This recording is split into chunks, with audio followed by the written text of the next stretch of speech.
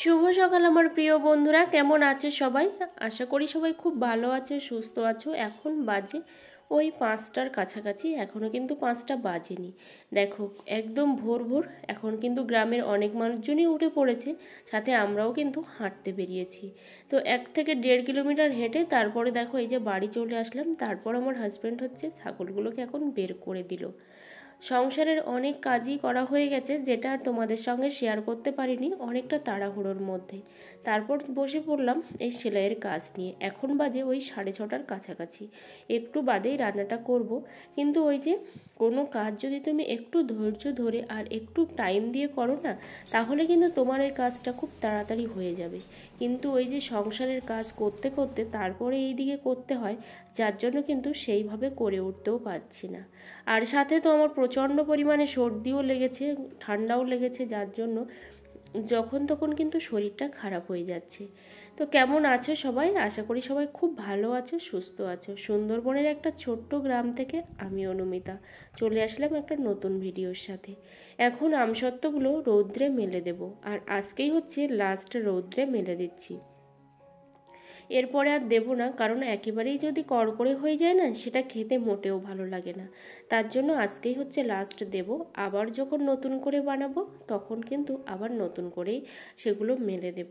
আর আমার ব্লগটা যদি তোমাদের ভালো লেগে থাকে, অবশ্যই একটা লাইক কমেন্ট করে পাশে থেকো। চ্যানেলে নতুন বন্ধু হয়ে থাকলে চ্যানেলটা সাবস্ক্রাইব করে পাশে থেকো। আসলে টার্গেট নিয়ে কাজ করলে আর একটু তাড়াতাড়ি করে কাজ করলে কিন্তু সময়ের মধ্যে বা সময়ের অনেক আগেই কিন্তু তোমরা কাজগুলোকে কমপ্লিট করতে পারবে, যেমন আমি করি। যেই শরীরটা ভালো থাকে, আর যেহেতু এখন গরমের সময়, আমার যে এত গরম লাগে যে কি বলবো, মনে হয় সবসময় এসির মধ্যেই থাকি। কিন্তু না, আমাদের তো এসিও নেই। আর সাথে সাথে এসিও যদিও থাকতো, তাহলে সংসারের অন্য কাজকর্মও কিন্তু করতে পারতাম না। এই দিকে কুলারটাও দেখো মুছে নেব, কারণ একদিন দুদিন পর পর না এত পরিমাণে ধুলো পড়ে যে ঠিক করে কিন্তু জিনিসগুলো রাখাই যায় না। তার উপরে তো ঘরটার মধ্যে রং করা নেই, সেই জন্য কিন্তু ধুলোবালিটা আরও বেশি পরিমাণে পড়ে।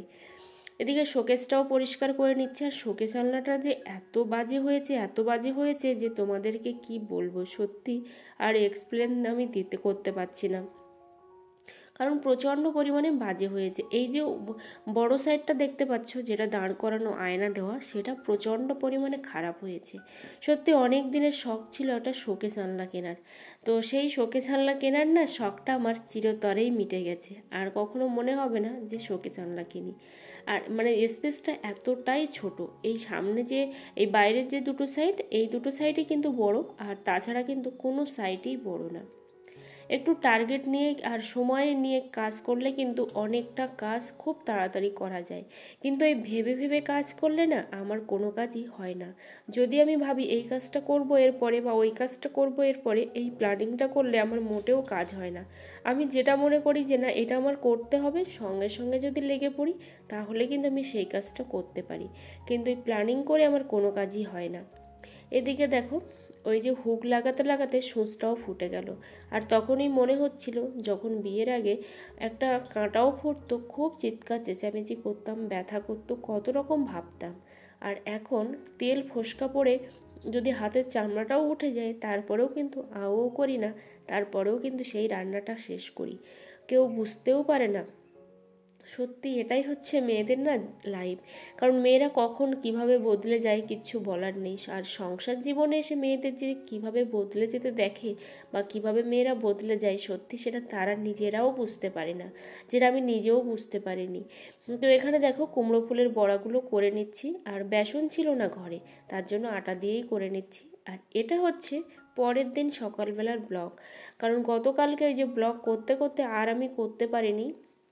ওই যে বৃষ্টিটা খাওয়ার পরে না এত পরিমাণে সর্দি লেগে গেছিলো, সেখান থেকে কোনো প্রকারই জ্বরটা আমার যাচ্ছে না। কখনো ভালো হচ্ছে তো কখনো খারাপ হচ্ছে। তো গ্যাসটা এখন মুছে নিচ্ছি। রান্নাটা যদিও বাইরেও হবে আবার ঘরেও হবে, বাইরে কিছুটা করব আর ঘরে কিছুটা করব। এখন হচ্ছে চা বানাবো আমার হাজব্যান্ডের জন্য চা, আর আমার জন্য যে ড্রাই ফ্রুটসটা কিনেছিলাম সেই ড্রাই ফ্রুটসটা বানাবো। কারণ সত্যি কথা ড্রাই ফ্রুটসটার অতটা ফ্লেভার কিন্তু নেই, কিন্তু তারপরেও যেহেতু একটু কোকো পাউডার দেওয়া আছে আর সাথে হচ্ছে দুধ দেওয়া আছে, তার জন্য কিন্তু যাই হোক খেতে ভালো লাগছে। হয়তো খাওয়ার অভ্যাস নেই, তার জন্যই বুঝতে পারছি না সত্যি কোনটা ভালো আর কোনটা খারাপ, কিন্তু বেশ ভালো লাগছে খেতে, মানে মনের থেকে খেতে পাচ্ছি না। কিন্তু একটা জিনিস, যে কোনো জিনিস কিন্তু তৃপ্তি ভরে খেতে হয়, তাহলে সেই জিনিসটার স্বাদ এবং স্বাস্থ্য দুটোই কিন্তু ভালো থাকে। কারণ একটা জিনিস যখন তুমি মন থেকে তৃপ্তি করে খাবে না, সেই জিনিসটা খেলে মানুষের শরীরে কিন্তু ভালোই হবে। কিন্তু যে জিনিসটার মধ্যে তৃপ্তি থাকবে না, সেই জিনিসটা খেলে কিন্তু মানুষের শরীরে কখনোই ভালো হতে পারে না। দুটো চামচ দিয়ে দিলাম ওখানে ড্রাই ফ্রুটসের গুঁড়োটা, আর এখানে দেখো বানিয়েও নিয়েছি, সাথে 2 কাপ চাও করে নিয়েছি, তো আমার হাজব্যান্ড আর শাশুড়ি মায়ের জন্য। আর রচাই তো আমাদের বাড়িতে খাওয়া হয় কোনো রকম, কিন্তু দুধ চা আমাদের বাড়িতে খাওয়া হয় না, তার জন্য সময়ও লাগে না। আর তাছাড়াও কিন্তু একদমই চিনি ছাড়া, চিনি একদমই দেওয়া হয় না।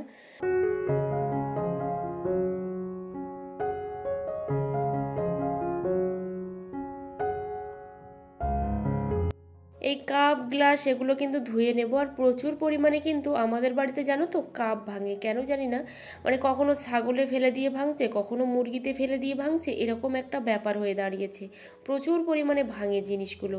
কিন্তু আমার হাত থেকে কবে যে কাপ ভেঙেছিল সত্যি আমার সেটা মনে নেই, কারণ আমি সত্যি খুব সাবধানে রাখার চেষ্টা করি।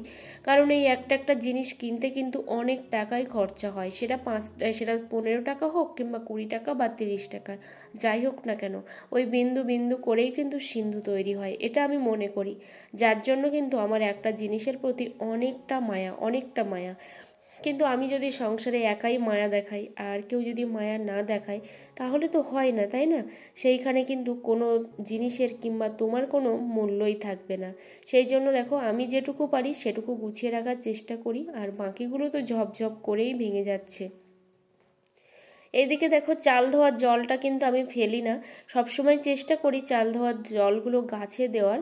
আর যেহেতু কয়েকদিন ধরে বৃষ্টি অল্প স্বল্প করে হয়েছে, খুব একটা বেশি নয়, সেই জন্য যথেষ্ট পরিমাণে কিন্তু গাছের গোড়াটা ভিজেও আছে, কিন্তু তারপরেও যেটুকু বাকি ছিল সেটুকু দিয়ে দিচ্ছি। আর এই যে গোলাপ গাছগুলো তো ছাগলে আমার একদম মুড়ো করে দিয়েছিল, তারপরে দেখছি একটু একটু করে আবারও কিন্তু বেড়ে উঠেছে। আসলে ওই জালের গা দিয়ে না কাপড় টানিয়ে দিতে হবে, না হলে নেট টানিয়ে দিতে হবে, না হলে ছাগল ওই যে দেখছে আর ঢুকে ঢুকে খাচ্ছে, না হলে মুখ দিয়ে মানে কেমন করে করে খেয়ে নিচ্ছে। ওদিকে ওপর তলার নিচতলা সব ঝাড় দিয়ে হয়ে গেছে, এবার আমি চলে এসেছি নিচে ঝাড় দিতে, মানে এই যে উঠোনটা ঝাড় দিতে। আর বৃষ্টি হওয়ার পরে এতটাই উঠোনটা কেমন যেন একটা হয়ে গেছে, মানে সব উঠে উঠে যাচ্ছে, যেহেতু এখন গোবর দেওয়া যাচ্ছে না আর গোবর নেই, সেই জন্য কিন্তু গোবরও দেওয়া হয়নি। এদিকে গতকালকে আমার হাজব্যান্ড যে বাজারগুলো করে এনেছিল না, সেই বাজারগুলো এখন আমি বের করে নেব, কারণ বাজারগুলো গতকালকে বের করা হয়নি। আর এখানে দেখতে পাচ্ছ শশাগুলো কিন্তু একেবারেই মানে কি বলো, শক্ত শক্ত বড় বড় শশা। আর এখানে আছে বেশ কয়েকটা কাঁচা লঙ্কা, কাঁচা লঙ্কাগুলো কিন্তু বেশ ভালো, খুব ঝাল। আর কুমড়োটা কেটে দেখি এত সুন্দর কুমড়ো এনেছে যে কি বলবো, ভীষণই সুন্দর কুমড়ো এনেছে।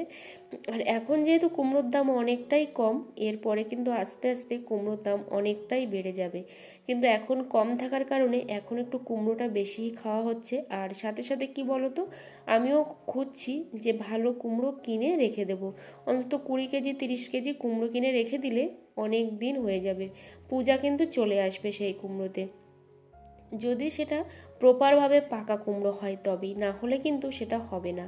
এখানে দেখো কুমড়োর ফুলও দিয়ে গেছে একজন পাশের বাড়ির থেকে, তো কুমড়োর ফুলগুলো এখন রেখে দিচ্ছি, কারণ বেশ কিছুটা কুমড়োর ফুল ফ্রিজে রাখবো।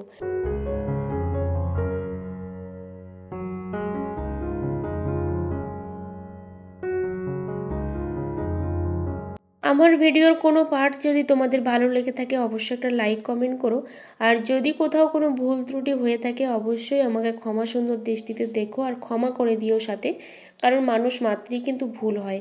আর কোথাও যদি আমার ভুল হয়ে থাকে অবশ্যই সেটা আমাকে ধরিয়ে দিও, আমি কিন্তু ঠিক করার চেষ্টা করব। কারণ ভুলটা ধরিয়ে না দিলে না কখনোই কিন্তু সেই ভুলটাকে শোধরানো যায় না। আর যারা ইউটিউবে ভিডিও বানাচ্ছ অবশ্যই অনেকটা ধৈর্য নিয়ে তবেই কিন্তু ইউটিউবে ভিডিওগুলো তোমরা বানিও, না হলে কিন্তু তোমরা হতাশ হয়ে পড়বে ঠিক আমার মতো করে। তাই অবশ্যই অনেকটা ধৈর্য নিতে হবে, মানে সেটা কি বলে যে একটা পাথরকে গলাতে গেলে যেমন ধৈর্যের প্রয়োজন ঠিক তেমনই কিন্তু ধৈর্য তোমাদের মধ্যে থাকতে হবে, তবেই কিন্তু ইউটিউবে সাকসেস হওয়া যাবে, না হলে কিন্তু হওয়া যাবে না। আর যারা ওই যে টেক ভিডিওগুলোতে দেখাচ্ছে যে তোমাদের এত 100 ভিউতে 200 ভিউতে তোমাদের এত ডলার দিচ্ছে না, ওই প্রলোভনে তোমরা একদমই পা দেবে না। কারণ সত্যি কথা, 100 ভিউ 200 ভিউ যাই হোক না কেন, তোমার চ্যানেল মনিটাইজড না হলে কখনোই তোমার চ্যানেলে রেভিনিউ অ্যাড হবে না বা রেভিনিউ তুমি পাবে না। তার জন্য কিন্তু ওই সব দিকে একদমই নজর দেবে না। তোমরা শুধুমাত্র তোমাদের ভিডিওর দিকে তোমরা ফোকাস করবে, তোমাদের ভিডিও তোমরা রেগুলার আপলোড করবে বা যে যেমনভাবে আপলোড করছো ঠিক সে তেমনভাবেই আপলোড করবে, ঠিক আছে? ওই সব দেখে তোমরা দেখবে না, কারণ ভিউজের জন্য এখন মানুষ অনেক কিছুই করছে। 100 ভিউ 50 ভিউতে তোমাদের এত ডলার জমছে, এই জিনিসগুলো একদমই মাথায় আনার দরকার নেই। কারণ যতক্ষণ না তোমাদের চ্যানেলে মনিটাইজড হচ্ছে ততক্ষণ তোমাদের 1 সেন্টও কিন্তু তোমাদের রেভিনিউ অ্যাড হবে না। তাই ওই সব চিন্তা একেবারেই বাদ দেবে। তো দেখো এখানে কিন্তু আমি সেই এই ব্লাউজটা বানাচ্ছি কবে থেকে, কিন্তু ওই যে একটু করে কাজ করছি যার জন্য কিন্তু করাই হচ্ছে না। ওই অল্প একটু হাতা তৈরি করে রেখে আবার ওইদিকে চলে আসলাম কাজকর্মে, কারণ আবারও রান্না বান্না করতে হবে, সেই সব কাজে কিন্তু চলে এসেছি। তো এইভাবেই কিন্তু চলছে। আসলে যে কোনো কাজে একটু সময় না দিলে কিন্তু হয় না। তারপর ঘর বারান্দাগুলো এখন মুছে নিচ্ছি, আর নিচতলা তো মোছাই হয়ে গেছে অনেক সকালবেলা, আর উপরটা এখন মুছে নিচ্ছি, একটু দেরি হয় মাঝে মধ্যে।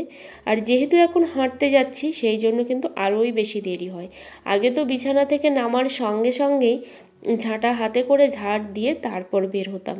আর এখন তো সেটা করছি না, এখন তো সেই হাঁটতে যাচ্ছি, তারপর আধা ঘন্টার মতো সেখানে হেঁটে, মানে 2 কিলোমিটার মানে আধা ঘন্টারই বেশি লাগে, তো হেঁটে তারপরে তো ঘরে ফিরছি। আর ততক্ষণ একটু কষ্টও হয়ে যাচ্ছে, রান্নাবান্না করে তারপরেই কিন্তু ওপরতলাটা ঝাড় দিচ্ছি। এখানে দেখো আমাদের কিন্তু জমি করা হচ্ছে। জমি বলতে এখানে একটা ছোট ডোবা মতো ছিল, তো সেই ডোবাগুলো একদম বন্ধ করে কিন্তু জমি করে দেওয়া হচ্ছে। আলগুলো ছেটে গাছগুলো তুলে একদম কিন্তু জমি করে দিচ্ছে। আর এটাই কিন্তু সব থেকেই ভালো হবে, কারণ ডোবাটা থাকার কারণে কোনো রকমভাবে ধানও হচ্ছিল না, মাছও হচ্ছিল না। লোকের হাঁস পড়ে তারপর ওই যে মানে লোকে সব মাছগুলো তুলে নিয়ে যাচ্ছিল, এই করেই যাচ্ছিল 5 কাঠা 6 কাঠা জায়গা। সেই জন্য পরে ডিসাইড করলো যে না, এই জায়গাটা জমি করা হবে। সেই জন্য দেখো এবছর হচ্ছে জমি করে দিয়েছে একদম সমান করে। এখন রাত্রেবেলা দেখো কুমড়ো ফুলের চপটা ভেজে নিচ্ছি, দুপুরবেলা আর ভাজা হয়নি, হঠাৎ করে অসুস্থ হয়ে পড়ায় একদমই ভাজতে পারিনি। তো এখন রাত্রেবেলা আবারও কিন্তু চপটা ভেজে নিচ্ছি, আর অর্ধেকটা ফ্রিজে রেখে দিয়েছি, ওটা হচ্ছে আগামীকাল ভেজে নেব। আর যেহেতু একেবারেই নিরামিষই খাচ্ছি অনেক দিন ধরে, তো সেই জন্য কিন্তু এরকম একটু বড়া পাতে থাকলে বেশ ভালোই লাগে। এর মধ্যে আটা দেওয়া আছে আর কিছুই দেওয়া নেই, হলুদ দেওয়া আছে আর একটু ঝাল লবণ দেওয়া আছে, আর কিছুই কিন্তু দেওয়া নেই। কিন্তু গরম গরম কিন্তু খুব ভালো লাগে আর খুব মচমচেও হয়। যেহেতু একটু বেকিং পাউডার দেওয়া আছে তার জন্য কিন্তু মচমচে ভাবটা একটু বেশিই আছে এর মধ্যে। খেতে খুব টেস্টিও হয়। সবাই অনেক ভালো থেকো, অনেক সুস্থ থেকো। আর আমার ভিডিওর কোনো পার্ট যদি তোমাদের ভালো লেগে থাকে, আবারও বলছি একটা ভালোবেসে একটা কমেন্ট করে দিও, কারণ তোমাদের কমেন্টেই পারে আমাকে